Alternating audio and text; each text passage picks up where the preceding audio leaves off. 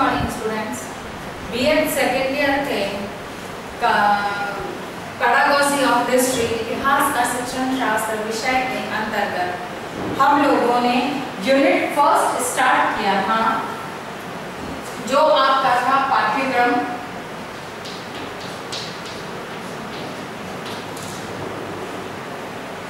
Unit first, जिसमें कि आपके पाठ्यक्रम इतिहास का पाठ्यक्रम और पाठ्य पुस्तक यूनिट अपन लोग शुरू कर चुके थे, जिसके अंतर्गत हम लोगों ने पाठ्यक्रम का अर्थ, पाठ्यक्रम की परिभाषा, पाठ्यक्रम और पाठ्यचर्या में अंतर, पाठ्यक्रम की उद्देश्य आदि को हमने आवश्यकता और महत्व को हम अब तक देख चुके।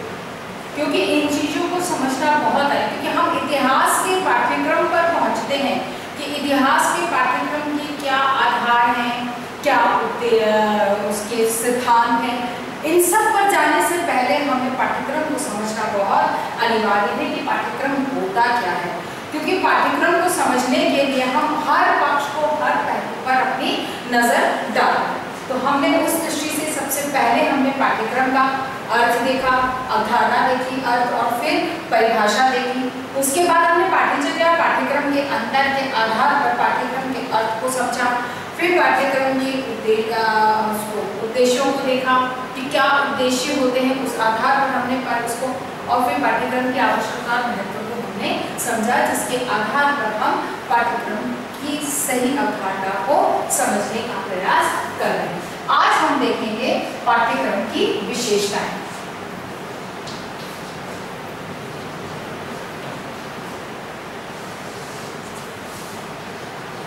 पाठ्यक्रम की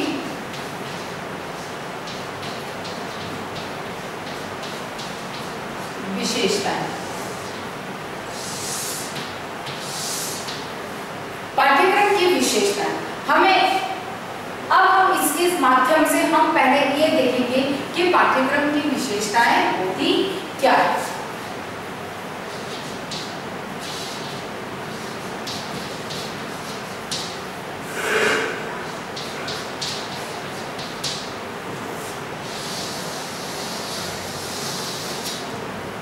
ठीक है, सबसे पहला जो हम पाठ्यक्रम की विशेषता, कि पाठ्यक्रम को समझने के लिए उसकी विशेषताओं के आधार पर भी हमें इसे समझना होगा। तो सबसे पहली विशेषता है कि उद्देश्यों की प्राप्ति में सहायक है, यानी कि पाठ्यक्रम जो है वह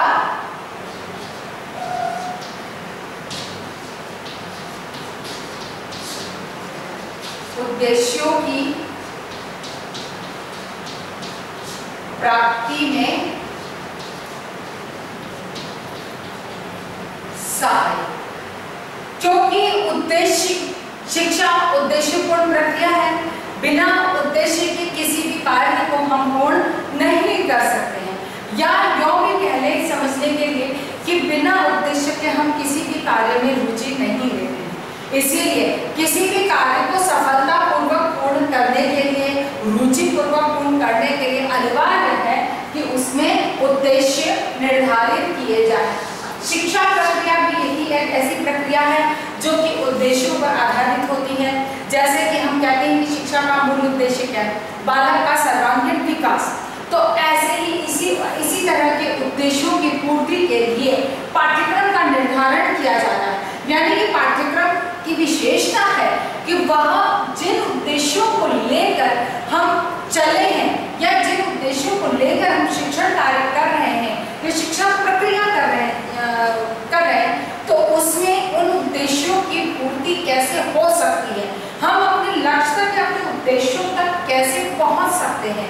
क्योंकि बालक के उद्देश्य की प्राप्ति कब होगी, जब बालक के व्यवहार में परिवर्तन आ जाएगा, अर्थात कि हम जो कुछ सिखाना चाहते हैं वह चीज बालक को समझ में आ जाए और एक व्यवहारिक जीवन में उसका उपयोग करना बालक सीख जाए। तो इसीलिए ऐसे उद्देश्यों के, उद्देश्यपूर्ण प्रक्रिया के लिए, उद्देश्यपूर्ण शिक्षण के लिए पाठ्यक्रम एक वह सशक्त साधन है जिसके माध्यम पर या जिस पर चलकर हम अपने उद्देश्यों की पूर्ति आसानी से और सुगमतापूर्वक कर सकते हैं। इसीलिए पाठ्यक्रम की प्रथम पहली जो विशेषता है कि यह उद्देश्यों की प्राप्ति में सहायक होता है। नेक्स्ट है विषय सामग्री के निर्धारण में सहायक। विषय सामग्री निर्धारण, यानी कि पाठ्यक्रम के अंतर्गत जब हम पाठ्यक्रम का निर्माण करते हैं तो विषय सामग्री यानी कि विषय की क्या सामग्री होनी चाहिए, क्योंकि अगर ऐसा नहीं कि हम सभी विषयों का एक साथ पाठ्यक्रम हम लोगों ने निर्माण कर लिया। जैसे कि हम इतिहास के पाठ्यक्रम का निर्माण करते हैं, अब इतिहास के पाठ्यक्रम में हम इस बात को ध्यान रखेंगे कि विषय कौन कौन सी विषय सामग्री यानी कि जो भी सामग्री होगी, जितनी भी इसके अंतर्गत सामग्री होगी, विषय वस्तु होगी, शिक्षण विधि होगी या जो कुछ भी उसका मूल्यांकन की प्रक्रिया होगी, जो कुछ भी जितनी भी शिक्षण प्रक्रिया से संबंधित जो भी सामग्री हमको चाहिए होती है, उस सामग्री का संबंध सीधा सीधा इतिहास से होता है। हम सामाजिक अध्ययन का नहीं, हम सोशल साइंस का क्या बोलते हैं, सोशियोलॉजी का नहीं ले सकते, हम इकोनॉमिक्स का नहीं लेंगे, हम पॉलिटिकल साइंस का नहीं लेंगे, हम इनके एग्जांपल्स ले सकते हैं। कोरिलेशन सहसंबंध की दृष्टि से हम इनके उदाहरणों का उपयोग बेशक कर सकते हैं, लेकिन जो इतिहास हम पाठ्यक्रम का निर्माण करेंगे तो उसमें जिस विषय का पाठ्यक्रम है कि जैसे इतिहास का पाठ्यक्रम है तो इतिहास से संबंधित ही समस्त सामग्री उसके अंदर संकलित की जाती है, जिससे कि जब कक्षा की प्रक्रिया शिक्षण प्रक्रिया की जाती है, कक्षा में शिक्षण कार्य किया जाता है, बालक शिक्षा अधिगम करने का प्रयास करता है तो उसे समस्त सामग्री एक ही स्थान पर सुगमतापूर्वक मिल जाती है। अधिक जानकारी के लिए वो बेशक किसी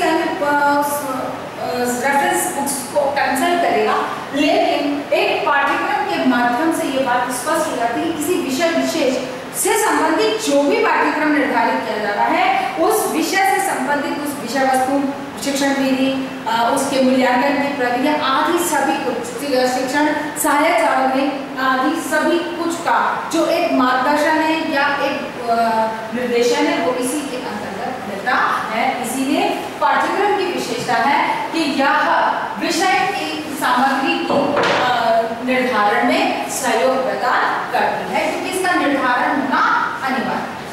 अगली बात जो इसके अंतर्गत आती है वो शिक्षण विधियों के निर्धारण।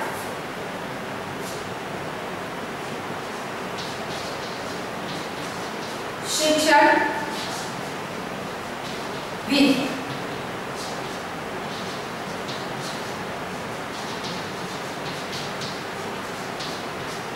शिक्षण विधियों का निर्धारण, क्योंकि अब पाठ्यक्रम अगर है, हमने कहा कि विषय सामग्री से संबंधित होना चाहिए निर्धारण, तो उसी विषय सामग्री के आधार पर शिक्षण विधियों का निर्धारण किया जाता है कि कौन कौन से शिक्षण विधियां हैं जिसके माध्यम से अधिगम को सरल बनाया जा सकता है,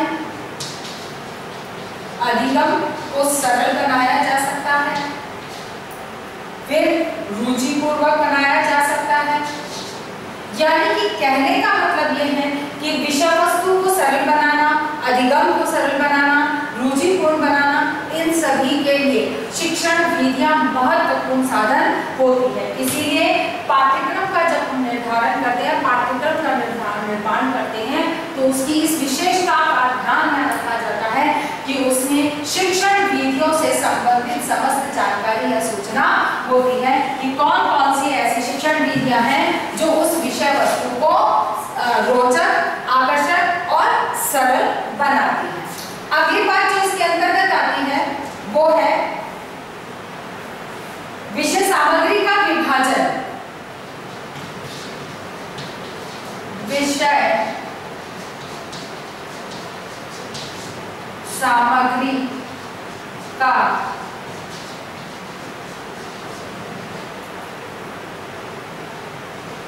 विभाजन।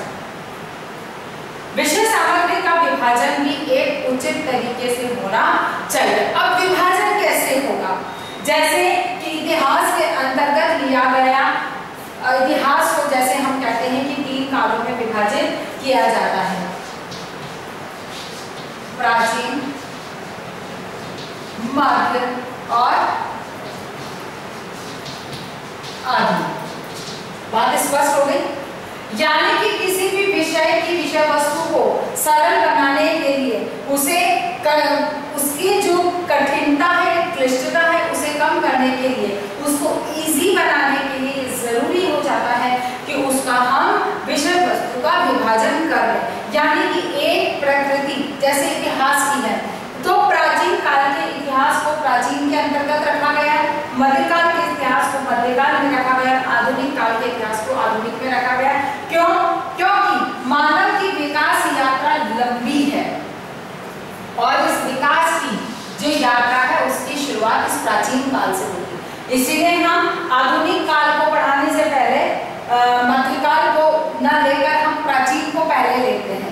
आधुनिक को पढ़ने से पहले आधुनिक को पहले पढ़ लेते हैं, उसके बाद में हम प्राचीन काल को पढ़ते हैं। तो हो सकता है कि बालक आधुनिक काल की जो विकास प्रक्रिया है या विकास की जो अवस्था है उसको आसानी से ना समझ पाए। वो चीज उसको कब समझ में आएगी? जब वह प्राचीन काल को पढ़ेगा। प्राचीन काल जैसे एंशिएंट टाइम के अंतर्गत ये के आदि मानव ने पहिए का आविष्कार किया। अब हम उस चीज को कहाँ से आविष्कार हुआ, शुरुआत कहाँ से हुई है, हम बालक को वो न बताकर सीधा आधुनिक काल के माध्यम से बालक को डिस्क्राइब करना शुरू कर देते हैं। तो बालक के मन में यह प्रश्न बना रहता है कि पहिए का आविष्कार कहाँ से हुआ था, किसने किया था।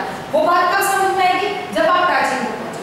तो इसीलिए अब उसको हर व्यवस्था, हर चीज को अलग अलग विभाजन कर दिया जाता है, जिससे कि विषय वस्तु को बालक के सामने रखना आसान हो जाता है। हाँ, ये हो सकता है कि हम आधुनिक काल को पहले पढ़ा रहे हैं, लेकिन एग्जाम्पल के तौर पर ले लें, चाहे इसकी कोई घटना या इसकी कोई विषय वस्तु साथ में यहाँ ली जाती है, तो यहाँ पर की बात स्पष्ट होती है कि इतिहास का विभाजन है कि ये प्राचीन इतिहास। तो कहने का मतलब ये हो गया कि किसी भी विषय वस्तु को सरल बनाने के लिए, सुव्यवस्थित क्रमबद्ध रूप प्रदान करने के लिए आवश्यक है कि विषय वस्तु को सही विभाजन किया जाए। विषय सामग्री जो भी होती है उसका सही उचित विभाजन किया जाना चाहिए। नेक्स्ट आ जाता है आपका शिक्षा के सैद्धांतिक और व्यवहारिक दोनों पक्षों से संबंधित।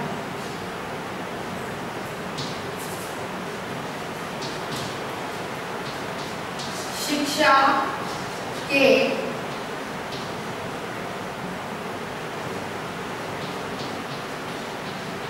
सैद्धांतिक व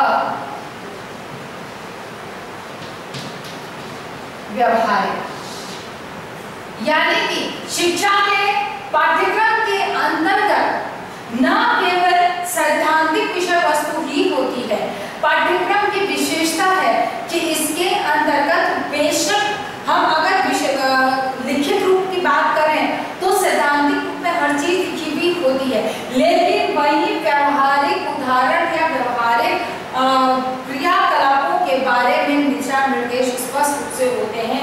अर्थात कहने का मतलब ये है कि जहाँ पर सैद्धांतिक विषय वस्तु या सैद्धांतिक पक्ष सम्मिलित होता है, वहीं पर व्यवहारिक पक्ष को भी सम्मिलित किया जाता है। अर्थात कि पाठ्यक्रम की ये विशेषता है कि ये दोनों को ग्रहण करके रख।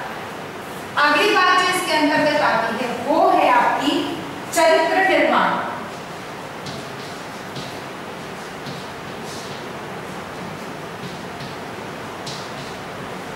चरित्र निर्माण यानी कि चरित्र का निर्माण कैसे हो। विषय वस्तुओं का या पाठ्यक्रम के अंतर्गत जितनी भी विषय सामग्री है, विषय का मतलब उसका निर्धारण जो किया जाता है, उनका विभाजन जो किया जाता है, या जो कुछ भी सैद्धांतिक व्यवहारिक पक्ष जो कुछ भी सम्मिलित किए जाते हैं, उन सब में सम्मिलित करते समय, विषय वस्तु का संकलन करते समय, उसकी संपूर्ण शिक्षा प्रक्रिया से संबंधित समस्त गतिविधियों विकसित करते समय इस बात को ध्यान में रखा जाता है कि बालक का चरित्र का निर्माण हो सके। जैसे एग्जाम्पल के तौर पर इतिहास के अंतर्गत बहुत सारी ऐसी घटनाएं हैं जो बालकों के नैतिक संस्कारों का विकास करती हैं। ऐसे यही कुछ घटनाएं ऐसी हैं जो बालक को स्वतः ही चरित्र निर्माण करने में सहयोग प्रदान करती है, क्योंकि उन घटनाओं को, उन उदाहरणों को बालक पढ़ता है, सुनता है और फिर उसके आधार पर उसके परिणामों को समझता है, तो उसे स्वतः ही उसके अंतर्गत इन चीजों का उसमें विकास होता है।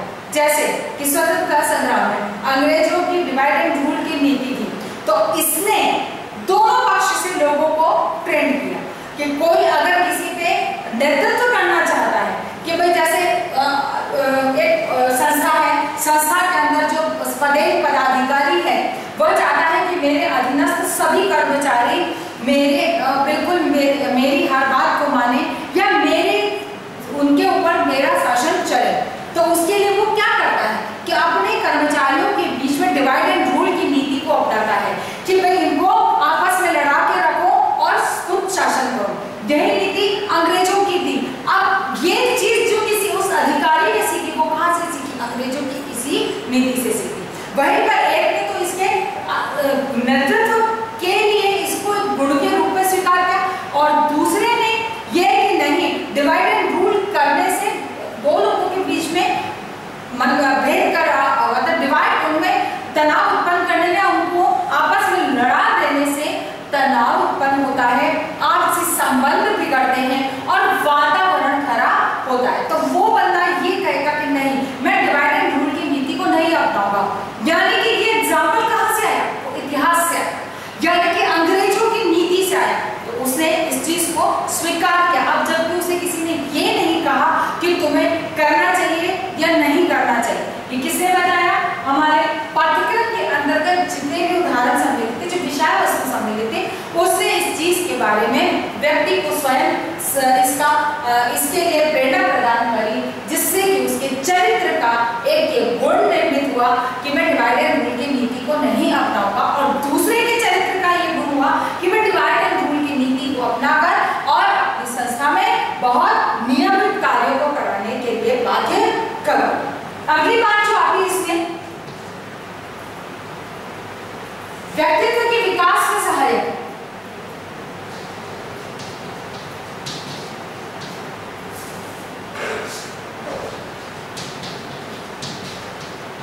व्यक्तित्व के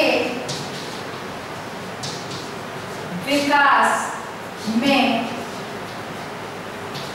सहायक, यानी कि एक बालक के व्यक्तित्व के विकास के लिए किस तरह से उसे प्रयास करने चाहिए, किस एक अच्छे व्यक्तित्व में क्या क्या गुण होने चाहिए, एक अच्छा व्यक्तित्व कैसा होना चाहिए और इसके निर्माण के लिए व्यक्ति या बालक को किस प्रकार से प्रयास करने चाहिए, ये जानकारी पाठ्यक्रम के माध्यम से बालक को प्राप्त होती है। अर्थात कि पाठ्यक्रम की ये विशेषता होती है कि वह बालक के चरित्र निर्माण में सहयोग प्रदान करे, उसे इस बात के लिए दिशा निर्देश प्रदान करे कि बालक व्यक्ति अपने चरित्र का निर्माण कैसे कर सकता है।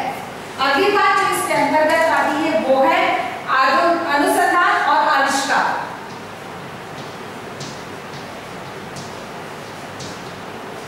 अनुसंधान व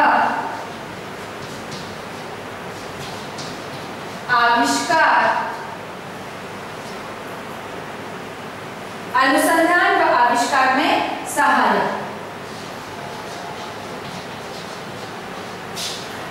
अनुसंधान और आविष्कार में कैसे सहायक हो सकता है कि पाठ्यक्रम के अंतर्गत बहुत सारी ऐसी गतिविधियां होती हैं जिनके लिए बालक पर छोड़ दिया जाता है कि इसके, जैसे कि पाठ्यक्रम के विकास, पाठ्यक्रम के माध्यम से ये बात बालक के जो सर्वांगीण विकास में एक उद्देश्य होता है कि बालक में तार्किक चिंतन की क्षमता का विकास हो। तार्किक चिंतन की क्षमता के विकास के लिए जरूरी नहीं है कि जितने भी विषय वस्तु है उसके अंतर्गत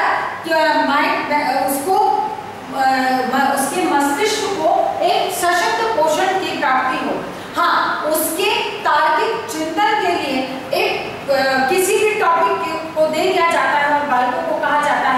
कि आपको इसके ऊपर वाद विवाद प्रतियोगिता में भाग लेना है। अब बालक उस टॉपिक से संबंधित केवल टॉपिक समझाया गया है, उसके बारे में केवल उसकी प्रकृति या उसके मूल भाव को समझाया गया है। अब उसके बारे में पक्ष या विपक्ष में बालक को क्या बोला, जैसे हम एक टॉपिक अमूमन है, चर्चा का विषय भी है कि अभी इस समय जैसे ऑनलाइन टीचिंग बालक के लिए लाभकारी है, ऑनलाइन टीचिंग का बालक पर प्रभाव क्या है, सकारात्मक पड़ रहा है, नकारात्मक पड़ रहा है। अब ये चीज हमने बोल, अब इसका भाव ये है कि ऑनलाइन टीचिंग की वजह से बालकों के ऊपर क्या प्रभाव पड़ रहा है।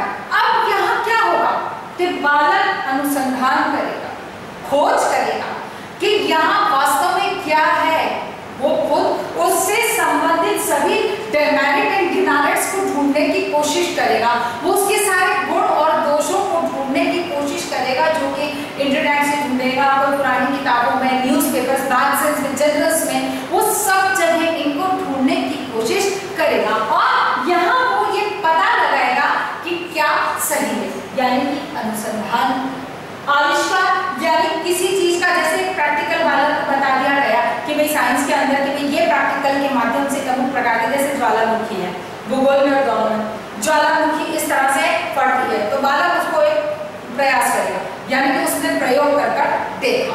अब यहाँ पर ज्वालामुखी के लिए उसने जो ज्वालामुखी लावा फटने के लिए जो सोडा पानी और नमक जो भी उसने उपयोग में लाया है, उसकी वजह से वह दूसरे किसी गतिविधि में उसका अपना दिमाग को चला सकता है कि मैं इस तरह से इस कार्य को करके और ये कार्य मतलब किसी भी तरह से, जैसे कि कहीं पर कोई पाइपलाइन अटक गई है, अब बच्चा क्या करेगा, वो जो ज्वालामुखी या फटी और वो सारा अंदर से लावा निकल कर आए, उसने उसका दिमाग लगाया कि यहाँ पर मैं इस चीज का कार्य कर सकता हूँ, तो वो सारा निकल कर आ सकता। अब कहने का मतलब ये है कि जितनी भी पाठ्यक्रम के अंतर्गत जो विषय वस्तु सम्मिलित की जाती है, उसका जो व्यवहारिक पक्ष है, उसके माध्यम से बालक में आविष्कार करने के गुणों का विकास हो सकता है। और यही आविष्कार जो कई लाइट का आविष्कार हुआ है, कहीं टेलीफोन का हुआ है, कहीं गुरुत्वाकर्षण के नियम के सिद्धांत निर्धारित हुए हैं, या विभिन्न प्रकार की शिक्षण नीतियां हैं, तो ये सब क्या है, ये पाठ्यक्रम की वजह से बालक की एक चिंतनात्मक तार्किक चिंतन का जिस तरह से विकास हुआ, उसकी वजह से उसमें जहां अनुसंधान के गुणों का विकास होता है, वहीं आविष्कार के गुणों का भी विकास होता है। अर्थात कि पाठ्यक्रम की ये विशेषता होती है कि वह बालक में अनुसंधान या आविष्कार के गुणों का विकास कर सके। अगली जो बात आती है यहाँ पर, वह है दर्शन और शिक्षा की प्रवृत्ति को दर्शन में सहायक। दर्शन व शिक्षा, दर्शन व शिक्षा की प्रवृत्तियों को दर्शाना। दर्शन व शिक्षा, दर्शन क्या है, दर्शन यानी कि कोई एक दार्शनिक विचारधारा, एक चिंतन का तरीका, एक समालोचनात्मक विचार करने का एक तरीका।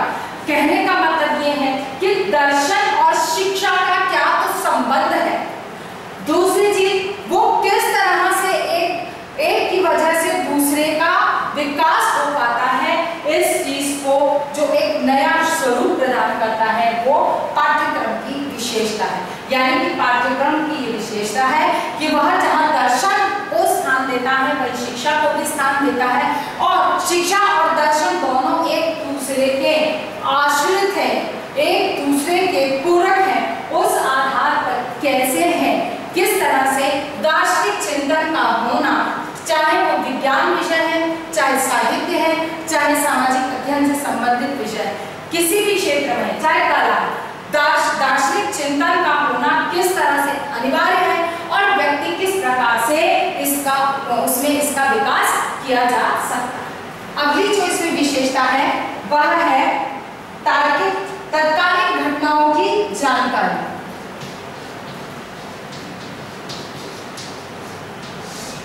तत्कालीन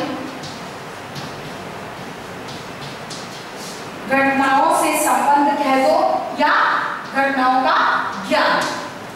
निश्चित है, क्योंकि इसके अंतर्गत तो प्राचीन बहुत एंशिएंट टाइम के प्राचीन समय के केवल विषय वस्तु को ही सम्मिलित नहीं किया जाता। जैसे इतिहास की बात करें तो निश्चित है कि आप ये कह सकते हैं कि मैम इसके अंदर तो होता ही प्राचीन है, जो घट चुका है। निश्चित है कि जो घट चुका है तो तात्कालिक घटनाएं कौन सी हैं, उनका क्या प्रभाव था और ये किस प्रकार की थी है, इनसे संबंध यानी कि उनको यहाँ पर संकलित विषय वस्तु के माध्यम, क्योंकि ये उदाहरण के रूप में हो सकती है, विषय वस्तु के रूप में हो सकती है, यानी कि घटनाओं का ज्ञान बालक को होना अनिवार्य। घटनाएं जो घटित होती हैं उनका क्या प्रभाव पड़ा, जिससे कि वो आने वाले समय में अपने आप को सतर्क रखें, अपने आप को तैयार रखें कि अगर इस तरह का कुछ घटित होता है, जैसे कि 2000 में भूकंप आया, वो भूकंप का तात्कालिक घटना का जो प्रभाव था लोगों के ऊपर, उससे लोगों ने डिजास्टर मैनेजमेंट को सीखा। यानी कि कोई भी घटना घटित होती है, कोई भी परेशानी या कहना चाहिए कि बहुत बड़ी दुर्घटना जिसको हम कह सकते हैं वो घटित होती है, तो उसमें अपने आप को कैसे सुरक्षित रखा जाए। इससे पहले हिंदुस्तान में डिजास्टर मैनेजमेंट को लेकर कोई भी जानकारी बालकों को नहीं दी जाती थी, उसके लिए किसी भी प्रकार की ट्रेनिंग बालकों को नहीं दी जाती थी। अब ऐसे में जो तात्कालिक घटना थी उसका यहाँ पर संकलन होना अनिवार्य, जिससे कि बालक को डिजास्टर मैनेजमेंट को सिखाया जा सके, यानी कि आपदा काल में किस प्रकार से अपने आप को सुरक्षित रखें और किस प्रकार से अपने आप को आगे बढ़ाने में सहयोग प्रयास कर सकते हैं। तो पाठ्यक्रम के माध्यम से तात्कालिक घटनाओं का ज्ञान प्रदान किया जाता है, जो अनिवार्य। अगली बात इसके अंतर्गत आती है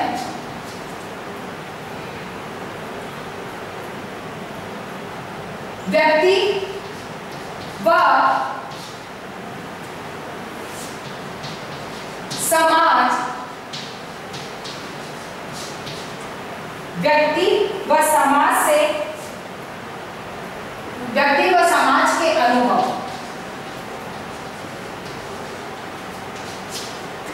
व्यक्ति व समाज के अनुभव भी उसके अंतर्गत संकलित किए जाते हैं। व्यक्ति के अनुभव, महात्मा गांधी ने किस तरह से सत्य और अहिंसा के पथ पर चलकर और आजादी के लिए संघर्ष किया, व्यक्तिगत अनुभव हो गए। सामाजिक अनुभव यानी कि संपूर्ण समाज के लोगों ने किस तरह से गांधी जी का साथ दिया, यानी कि इन चीजों को समझकर, जानकर और व्यक्ति अपने आप अपने विकास में सहयोग या कि अपनी जो विकास की प्रक्रिया उसमें सहयोग कर सकता है। अर्थात कि पाठ्यक्रम की विशेषता है कि उसके अंतर्गत अनुभवों को संकलित किया जाता है। अगली बात आती है जीवन की आवश्यकताओं की पूर्ति।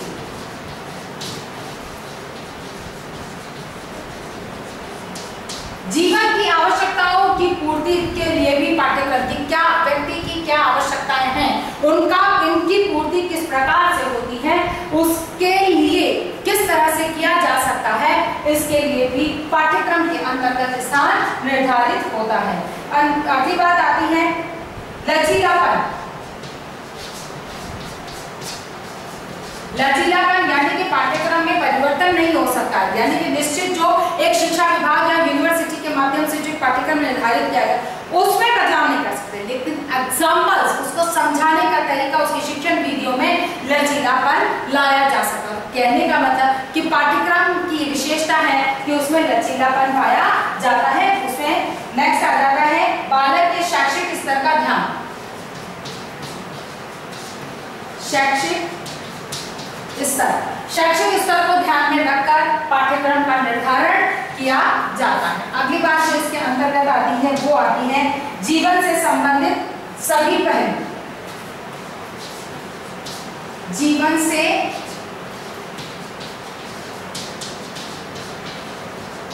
संबंधित सभी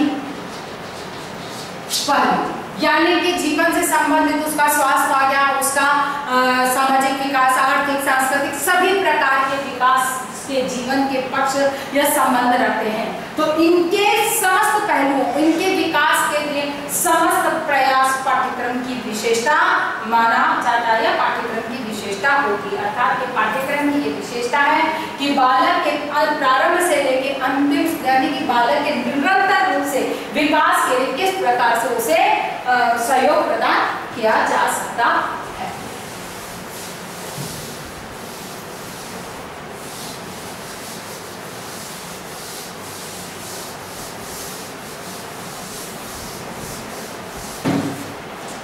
इसके आधार पर आपको एक होमवर्क करना है कि पाठ्यक्रम की विशेषताओं को समझाइए।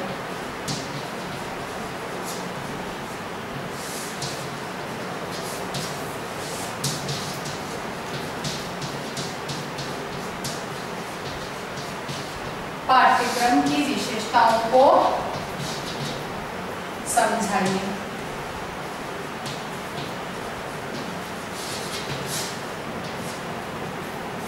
इसके साथ ही अपनी बात को समाप्त करने से पहले कोविड-19 की इस महामारी में अपने आप को सुरक्षित रखें। बहुत अधिक आवश्यकता होने पर ही घर से बाहर निकलें। घर से बाहर निकलते समय आवश्यक रूप से मुंह पर मास्क बांध कर निकलें। हाथों को सैनिटाइज करते रहें। सैनिटाइजर आप लोगों के हाथ में मोबाइल से ज़्यादा सैनिटाइजर होना चाहिए, जिससे कि आप अपने हाथों को सैनिटाइज करते रहें और अपने सोशल डिस्टेंसिंग का पालन कीजिए। स्वस्थ रहिए, सुरक्षित रहिए। धन्यवाद।